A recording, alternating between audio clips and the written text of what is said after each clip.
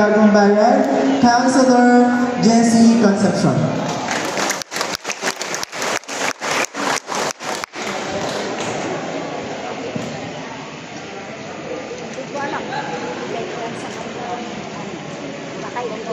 Thank you very much, sir. Good morning po sa inyo lahat. Parang malungkot kayo. Good morning po. Ang hindi ko malakpak, walang gift. Okay.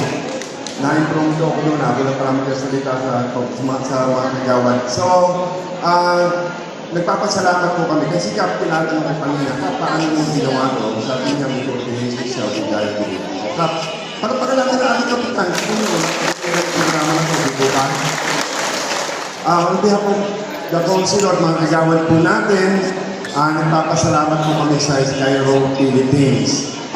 Skyro Philippines, Madam, thank you very much. You know, the prices of commodities here in the Philippines are very high because of the conflict in Iran, and US, and Israel. And this would be a very, very big help to our constituency in the Philippines. Thank you very much, ma'am. Pwede po palamakan natin ang Skyro Philippines.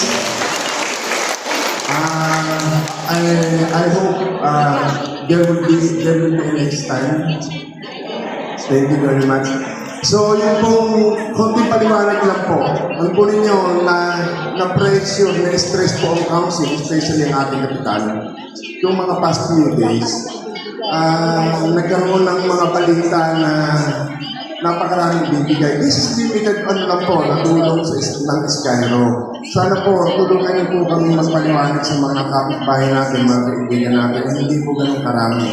And siguro po sa susunod ka, di po ba? Pag may magbibigay ng another na tulong, yun naman mga susunod, iba naman nasa member ng ibang sector natin, yun naman po ang magbibigyan. Di po ba? Pwede po ba tulungan niyo kami doon? Para mapaliwanag sa community natin na limited lang po yung tulong na ibibigay ng Skyro. Pero napakalaking tulong po nito sapagkat alam po naman natin yung alalahanin natin sa mga binigay natin ay hindi po ganun marami sa pakikita natin. Pero ito po, maraming tulong na ibibigay mula sa Skyro. So yun po, to Skyro Philippines, we would like to thank you all the members, madam.